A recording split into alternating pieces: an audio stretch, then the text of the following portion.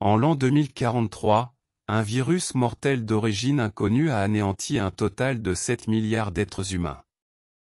Le 1% des personnes immunisées qui restent vivent dans des bunkers souterrains et luttent pour survivre dans un monde post-apocalyptique impitoyable. L'un de ces survivants est un jeune homme nommé James Cole, qui erre actuellement dans les terres dévastées avec son ami. Le duo entre bientôt dans un bureau de la prévention et du contrôle des maladies, CDC. Il fouille les lieux jusqu'à ce que Cole récupère une montre cassée sur le squelette d'un scientifique du CDC. Après cela, les deux amis retournent dans un lieu discret connu sous le nom de Projet Splinter. Il s'agit d'un programme secret composé d'une équipe de scientifiques dirigée par le Dr Jones. Il est révélé que l'équipe a récemment construit une machine à voyager dans le temps après 30 ans de travail acharné. Avec cette technologie révolutionnaire, il prévoit d'envoyer Cole dans le passé pour empêcher la propagation du virus. Cole sait que le monde dans lequel il vit est condamné. Il accepte donc de se porter volontaire pour cette mission et fait de son mieux pour sauver le monde. Avant d'envoyer Cole dans le passé, l'équipe du Dr Jones lui administre des injections spéciales pour aider son corps à supporter le voyage. Il le place ensuite dans la gigantesque machine à voyager dans le temps et l'envoie en l'an 2015. La mission de Cole est de trouver la scientifique en chef du CDC, le docteur Cassie Drahi, qui possède des informations sur la source de la maladie qui se propagera en 2017. Malheureusement, en raison d'une erreur technique, Cole atterrit en 2013 mais poursuit tout de même le plan.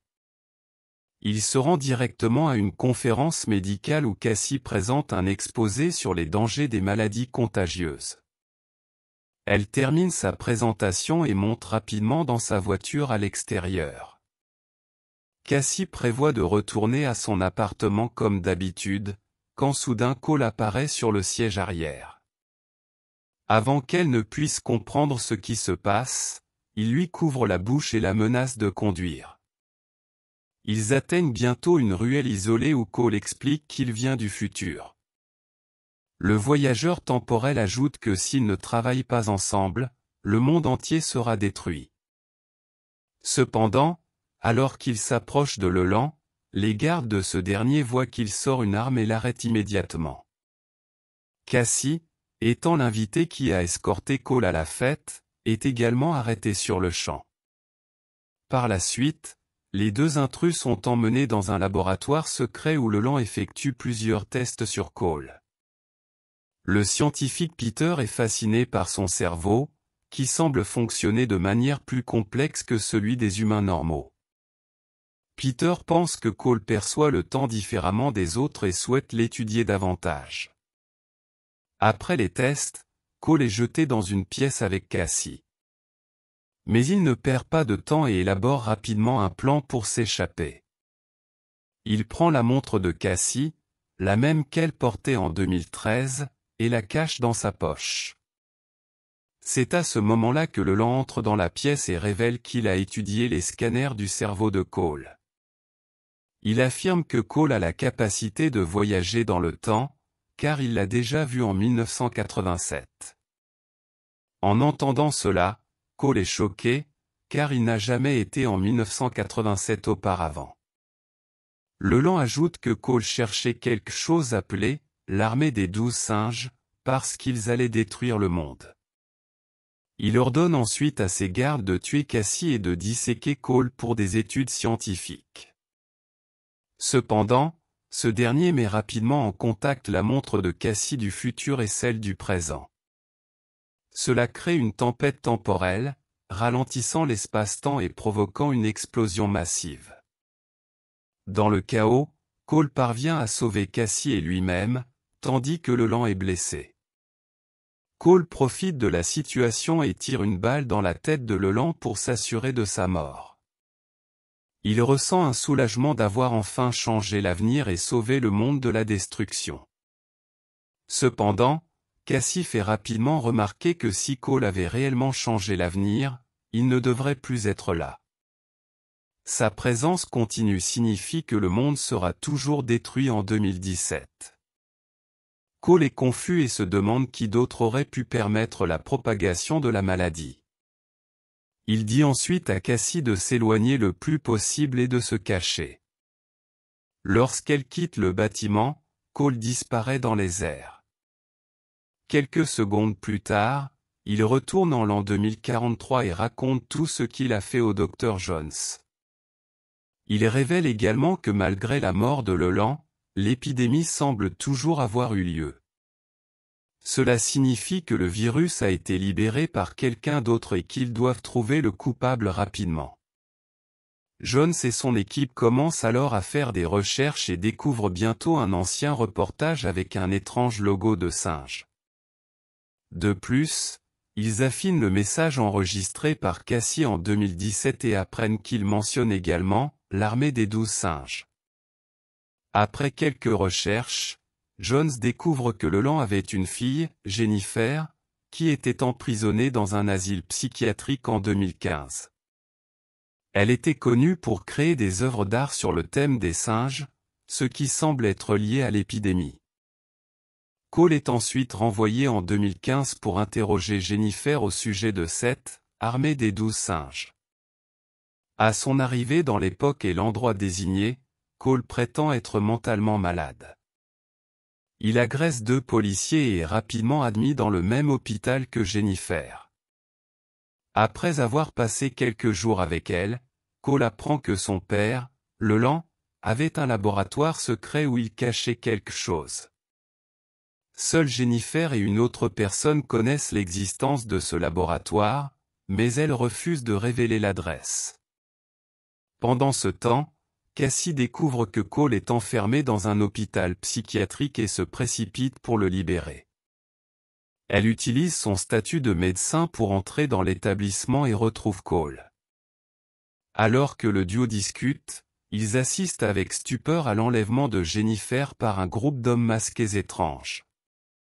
Le chef du groupe, un homme grand et âgé appelé l'homme pâle, semble connaître Cole. Il montre une cicatrice sur sa joue gauche et prétend qu'il a été blessé à cause de Cole. Cependant, Cole n'a aucun souvenir d'avoir rencontré cet homme et tente de l'empêcher de prendre Jennifer. Cole se bat vaillamment, mais ils sont en infériorité numérique.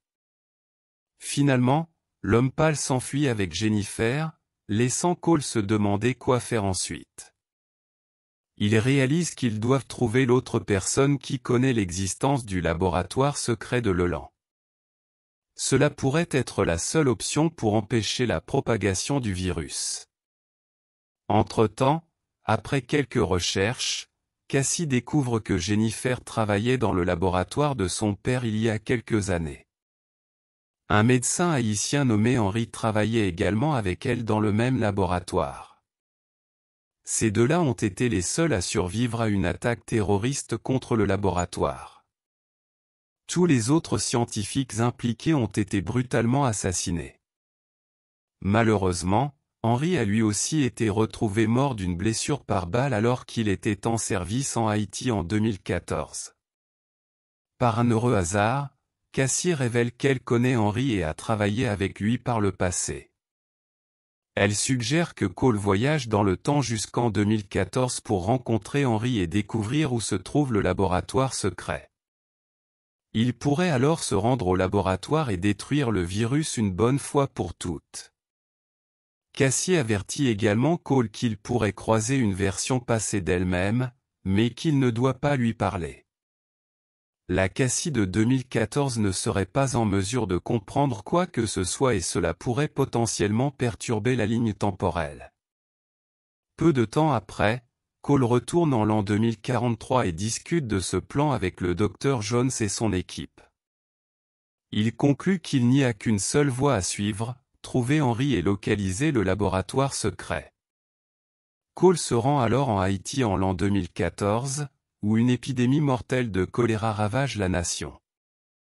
Une équipe de médecins du CDC des États-Unis, dont Cassie, travaille avec les médecins locaux pour empêcher la situation de s'aggraver. Très vite, Cole trouve Cassie, Henry et une équipe de médecins dans un camp médical temporaire. Il porte un masque pour se faire passer pour un patient et approche Henry. Le voyageur temporel dit qu'il a besoin d'aide d'urgence car sa famille est en danger. Mais à ce moment précis, Cassie arrive sur les lieux, obligeant Cole à s'enfuir. Néanmoins, Henry a des préoccupations plus urgentes pour le moment. Le camp manque d'antibiotiques et d'autres fournitures médicales.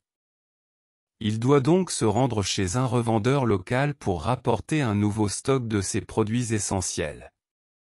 Alors qu'Henry se dirige vers le revendeur local, il se rend compte que quelqu'un le suit.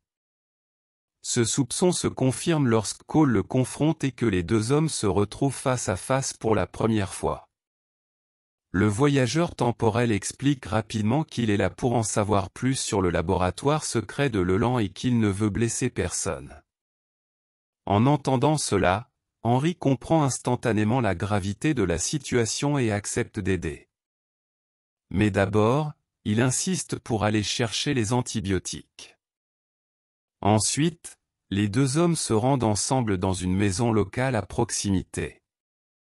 Ils récupèrent des fournitures médicales importantes quand les choses tournent mal.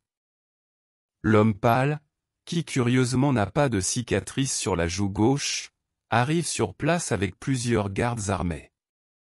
Il ne reconnaît pas Cole, ce qui ne peut signifier qu'une chose, c'est la première fois qu'ils se rencontrent. Quoi qu'il en soit, Cole réalise qu'Henry est en danger. Il passe rapidement à l'action et commence à attaquer les gardes de l'homme pâle. Cela donne à Henry suffisamment de temps pour s'enfuir pendant que Cole retient ses poursuivants. Le voyageur temporel se retrouve ensuite face à l'homme pâle, qui semble être fort pour son âge. Néanmoins, Cole attrape une bouteille à proximité et la fracasse sur son visage. C'est ainsi que l'homme pâle a obtenu la cicatrice sur sa joue gauche, une marque qu'il portera à jamais. Il décide également de battre en retraite pour le moment et s'enfuit.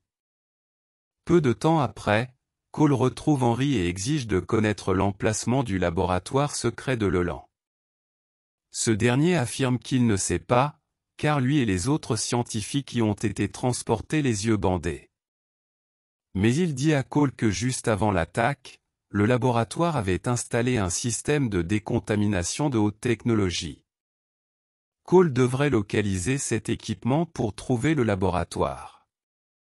Maintenant que Cole a cette information, il ne peut pas laisser Henry partir vivant. Il sait que l'homme pâle ne renoncera pas tant qu'il n'aura pas lui aussi trouvé l'emplacement du laboratoire secret. Ainsi, le cœur lourd, Cole sort son arme et tire une balle dans la tête d'Henry.